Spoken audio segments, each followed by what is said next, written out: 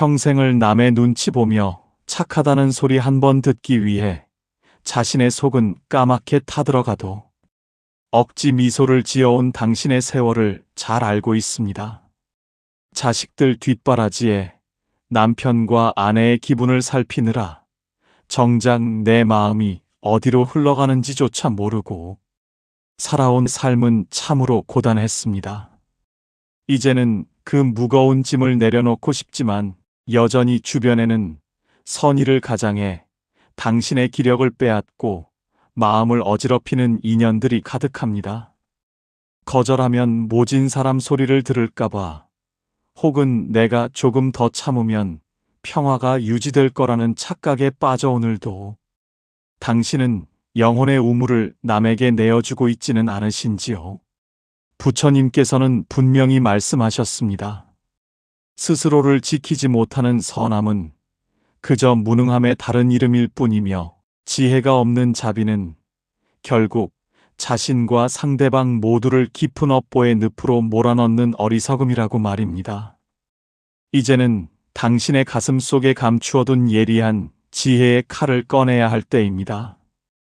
그 칼은 누군가를 해치기 위한 것이 아니라 당신의 삶을 갉아먹는 집착과 잘못된 인연을 끊어내고 비로소 진정한 자유를 얻기 위한 도구입니다. 오늘 전해드리는 지혜가 당신의 흔들리는 마음을 다잡아주고 남은 생을 오롯이 당신 자신의 주인으로 살아갈 수 있게 하는 든든한 지팡이가 되어줄 것입니다. 부처님께서 중림정사에 머무실 때의 일입니다. 당시 바라문이라 불리던 종교 지도자들 사이에는 부처님의 명성이 날로 높아지는 것을 시기하는 이들이 많았습니다.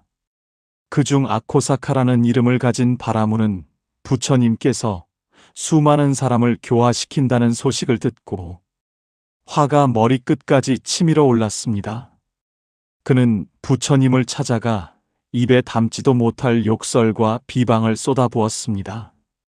마치 거친 폭풍우가 몰아치듯 그의 입에서는 온갖 모욕적인 말들이 쉼없이 터져나왔습니다. 주변에서 지켜보던 제자들은 분노를 참지 못해 얼굴이 붉어졌지만 정작 부처님께서는 고요한 호수처럼 평온한 표정으로 그를 바라보고 계셨습니다.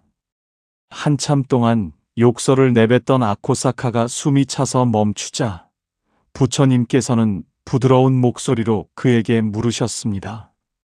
바라문이여, 그대에게 묻노라.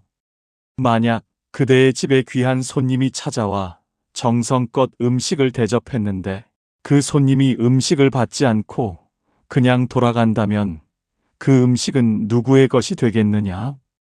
아코사카는 당연하다는 듯이 대답했습니다. 그야 대접하려고 했던 나의 것이 되겠지요. 그러자 부처님께서는 빙그레 웃으시며 말씀하셨습니다. 바라문이여, 바로 그러하다.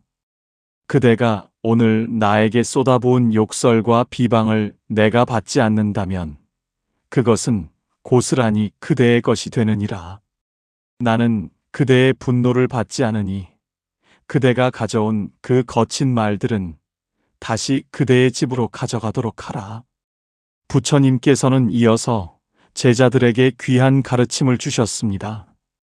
누군가 나를 비난하고 괴롭힐 때 그것을 가슴에 담아두고 괴로워하는 것은 상대방이 던진 오물을 내 손으로 직접 받아내 몸바르는 것과 같다. 진정으로 깨어있는 사람은 타인의 말에 내 마음의 주권을 내어주지 않는다. 상대방이 무례하게 군다 하여 똑같이 화를 내는 것은 그 사람과 같은 수준의 업을 짓는 것이요, 무조건 참고 받아주는 것은 상대방에게 계속해서 오물을 던질 수 있는 권리를 허락하는 것이다. 우리의 삶도 이와 다르지 않습니다. 나를 힘들게 하는 사람들의 말과 행동을 무조건 받아내는 것이 미덕이라고 생각하지 마십시오.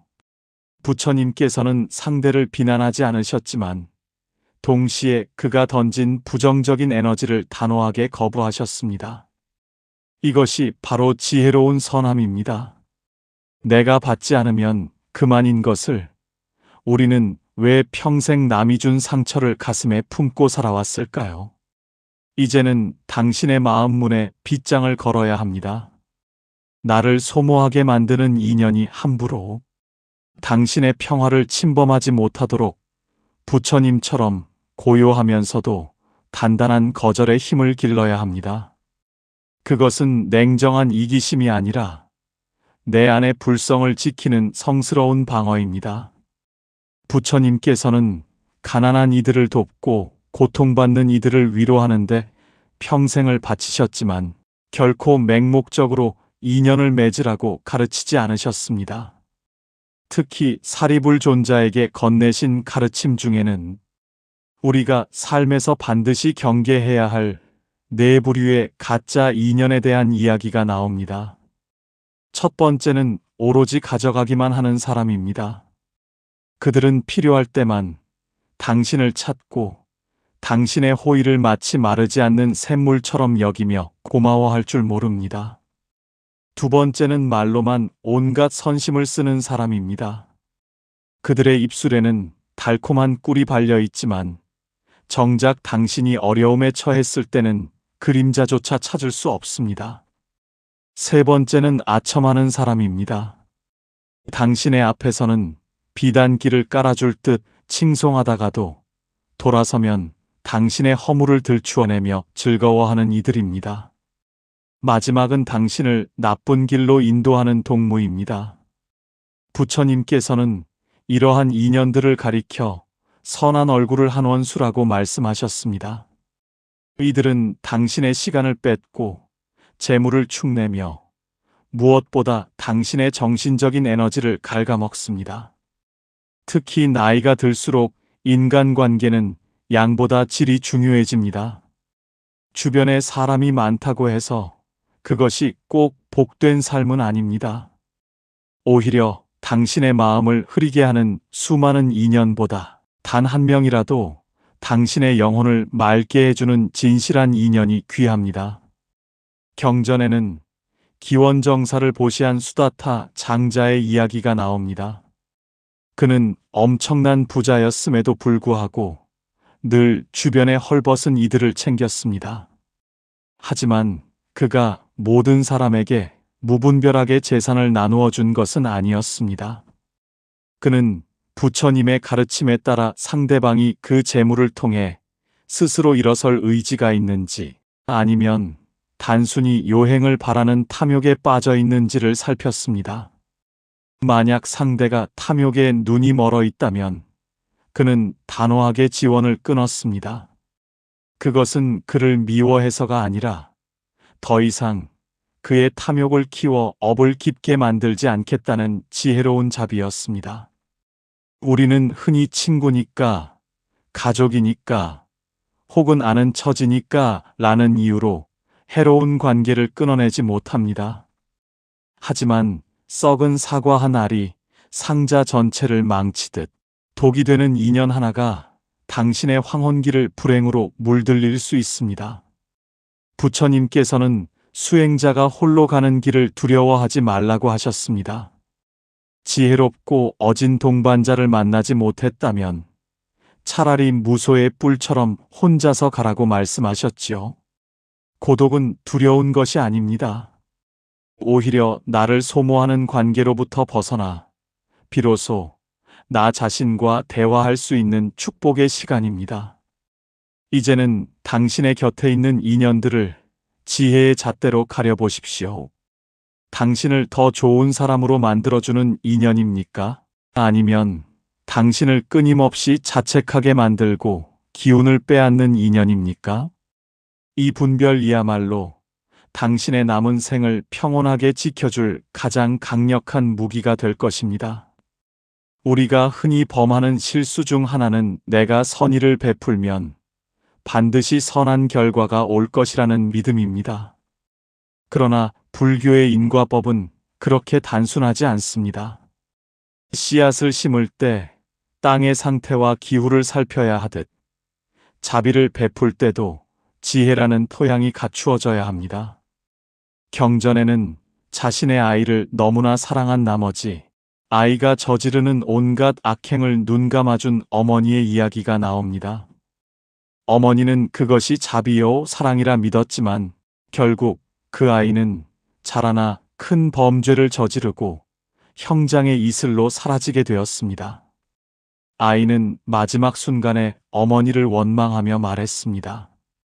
어머니가 처음 내가 작은 잘못을 저질렀을 때 단호하게 매를 들었더라면 나는 오늘 이 자리에 서지 않았을 것입니다. 이것이 바로 지혜 없는 자비의 무서운 과보입니다. 당신이 누군가의 무례함을 참고 무리한 요구를 들어주는 행위가 사실은 그 사람의 악한 습관을 강화하고 있다는 사실을 아셔야 합니다. 당신의 인내심이 상대방에게는 타인을 함부로 대해도 된다는 잘못된 신호를 줄 수 있습니다.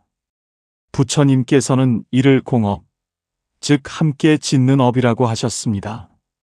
상대방이 탐욕을 부리게 방치한 당신의 유약함 또한 그 업의 절반을 차지한다는 엄중한 가르침입니다. 특히 시니어 세대에게 인간관계는 곧 건강과 직결됩니다. 나를 힘들게 하는 인연을 억지로 유지하려다 보면 화병이 생기고 몸의 기운이 쇠약해집니다. 부처님께서는 자신의 몸과 마음을 해치면서까지 남을 돕는 것은 법에 어긋나는 일이라고 하셨습니다. 당신은 이 세상에 고통받으러 온 존재가 아닙니다. 깨달음을 얻고 평화로운 삶을 누릴 자격이 있는 존엄한 존재입니다. 그러니 이제는 자신에 대한 연민을 끊어내십시오. 불쌍한 나, 참기만 하는 나라는 가련한 이미지에 갇혀 있지 마십시오. 능단, 즉 배어냄의 지혜는 바로 지금 이 순간 필요합니다. 거절의 말을 내뱉는 순간의 어색함보다 그 거절을 하지 못해 평생을 짊어질 마음의 짐이 훨씬 더 무겁다는 것을 깨달아야 합니다. 부처님께서도 제자들이 잘못된 길을 갈 때는 자비로운 미소를 거두고 사자후를 토하며 엄하게 꾸짖으셨습니다. 그것은 제자를 미워해서가 아니라 제자의 앞날에 가로놓인 나쁜 업의 굴레를 끊어주기 위함이었습니다. 당신의 단호한 태도가 처음에는 주변 사람들을 당황하게 할지 모릅니다. 하지만 시간이 흐르면 당신을 함부로 대하던 이들은 경외심을 갖게 될 것이고 당신 스스로는 내면의 평화를 되찾게 될 것입니다. 진정한 선함은 부드러운 솜털 같으면서도 부정한 것 앞에서는 금강석처럼 단단해야 합니다. 그 균형을 잡는 것이 바로 우리가 평생 닦아온 수행의 결실이어야 합니다. 부처님께서 기원정사에 머무실 때 아들이자 제자인 라훌라에게 거울을 비유로 들어 가르침을 주셨던 일화는 우리에게 큰 울림을 줍니다. 라훌라는 어린 나이에 출가하여 수행의 길을 걸었지만 때로는 힘든 수행 앞에서 마음이 흔들리고 자신을 가련하게 여기는 마음이 고개를 들곤 했습니다. 부처님께서는 라훌라에게 거울을 가져오게 하신 뒤 물으셨습니다. 라훌라야, 거울은 무엇을 하는데 쓰이느냐? 라훌라는 비추어 보기 위해 사용합니다 라고 대답했지요. 그러자 부처님께서는 말씀하셨습니다. 라훌라야, 너의 마음도 이 거울과 같아야 한다. 내가 말하고 행동하고 생각할 때마다 그것이 너 자신과 남에게 해를 끼치는지 아니면 이로움을 주는지를 끊임없이 비추어 보아야 한다. 만약 그것이 해로운 것이라면 너는 내 자신을 아끼는 마음으로 그 습관을 단호히 끊어내야 한다. 이 가르침은 오늘날 우리에게도 큰 가르침을 줍니다. 우리는 흔히 나이가 들면서 몸이 아프고 마음이 허해지면 나 자신에 대해 너무 쉽게 가련함을 느끼곤 합니다. 오늘은 허리가 아프니까 기도를 쉬어야지. 내일은 손주들이 오니까 수행은 다음에 해야지. 이제 내 나이가 몇인데 이렇게까지 해야 하나 하는 부드러운 목소리가 들려옵니다. 하지만 부처님께서는 그 목소리가 진정한 사랑이 아니라 당신을 가두는 창살이라고 경계하셨습니다. 스스로를 지켜준다고 믿었던 그 부드러운 변명들이 사실은 당신의 영혼을 비바람도 견디지 못하는 허약한 존재로 만들고 있기 때문입니다. 법화경에는 병든 아이의 비유가 나옵니다. 아이가 병이 들어 몸이 망가져 가는데도 약이 쓰다는 이유로 거부하며 제멋대로 행동하려 합니다. 이때 아버지는 아이를 사랑하기 때문에 때로는 엄한 목소리로 약을 먹이고 행동을 규제합니다. 우리 내면의 주인도 이와 같아야 합니다. 나약해진 마음이 속삭이는 핑계에 넘어가는 것은 자비가 아니라 응석입니다. 부모가 자식을 사랑해서 모든 어려움을 대신 치워주면 결국 그 아이는 홀로 서지 못하게 되듯이 당신이 당신 자신에게 너무 관대하기만 하다면 당신의 영혼은 결코 깨달음의 열매를 맺을 수 없습니다. 자신에게 독해진다는 것은 스스로를 벌하거나 고통스럽게 하라는 뜻이 아닙니다. 그것은 처음으로 자기 자신의 진정한 주인이 되겠다고 선언하는 용기입니다. 우리에게 지금 필요한 것은 남은 생을 타인이나 환경의 핑계에 기대어 보내지 않겠다는 단호한 결단입니다. 부처님께서는 머무는 바 없이 마음을 내라고 하셨습니다. 당신은 지금 어디에 머물고 계십니까? 안락함에 머물고 있지는 않습니까? 아니면 어쩔 수 없다는 포기에 머물고 있지는 않습니까? 그 머무는 마음을 지혜의 칼로 베어낼 때 비로소 당신의 삶은 무소의 뿔처럼 당당하게 나아갈 수 있습니다. 이제 우리는 이 모든 가르침을 삶의 구체적인 실천으로 옮겨야 합니다.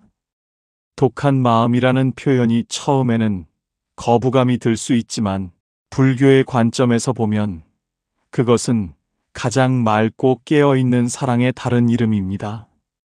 사람에 대한 관심을 끊는 것이 아니라 나와 상대방 모두를 더 깊은 업보의 구렁텅이로 밀어넣는 잘못된 집착의 고리를 끊어내는 것이기 때문입니다. 우리가 흔히 범하는 잘못된 선행 뒤에는 공업이라는 무서운 인과가 숨어 있습니다.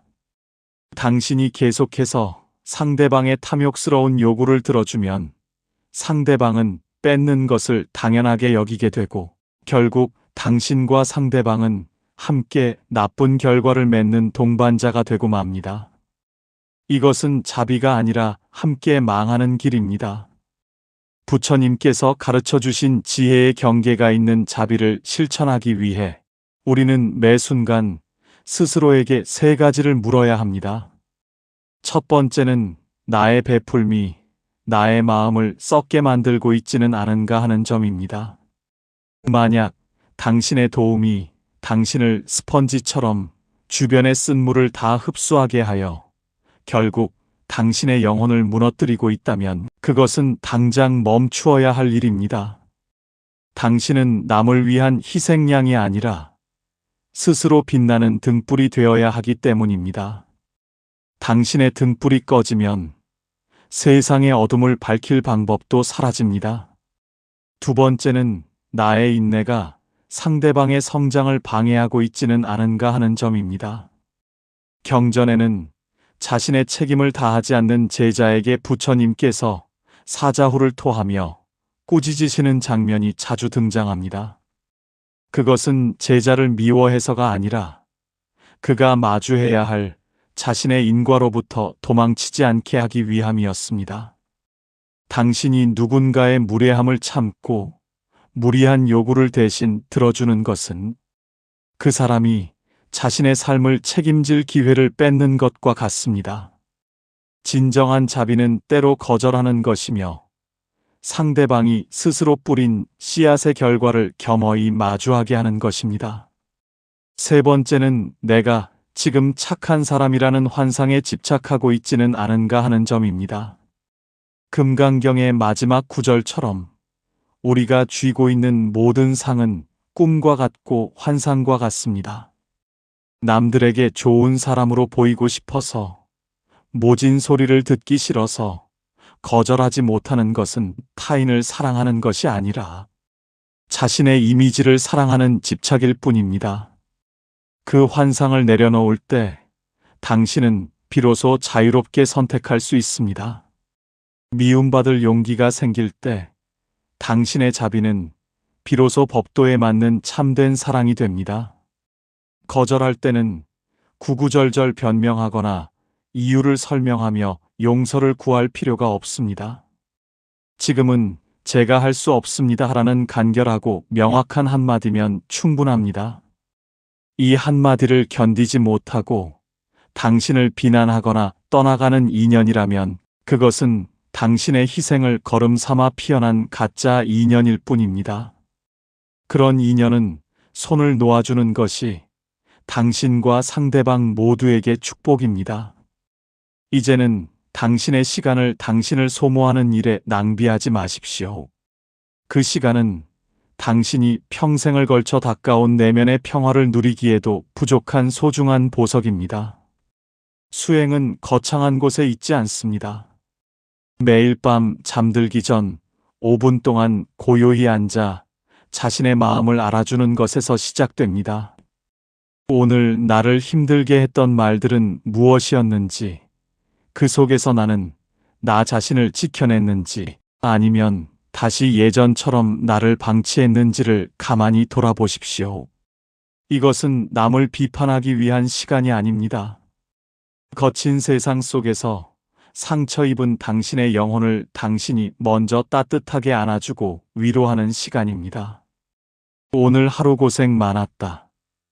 내가 나를 지켜주지 못해 미안했다.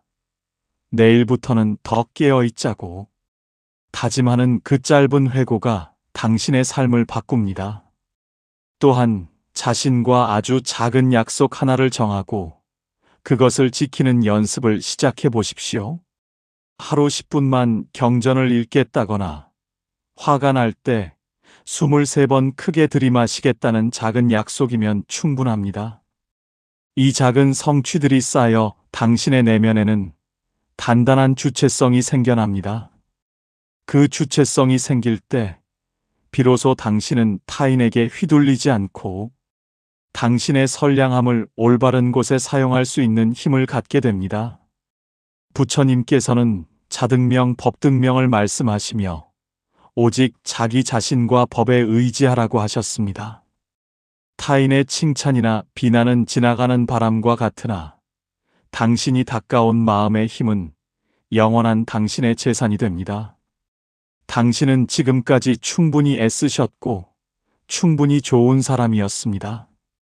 이제는 남을 위해 살았던 그 정성을 당신 자신에게 돌려주어야 할 때입니다.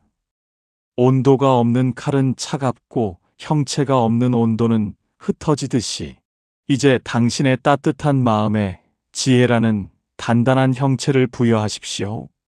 그 지혜의 칼로 해로운 인연의 사슬을 끊어낼 때 당신의 남은 삶은 비로소 향기로운 연꽃처럼 피어날 것입니다.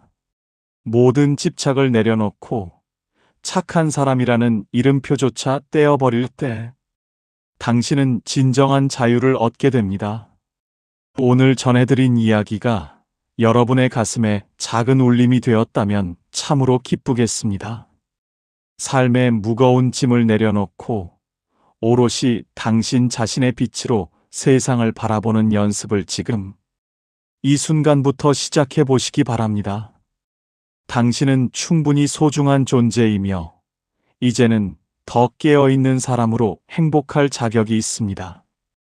오늘 말씀의 핵심인 나의 지혜는 자라나고 자비는 법도에 맞게 하소서라는 문장의 뜻을 다시 한번 마음에 새겨보시기 바랍니다.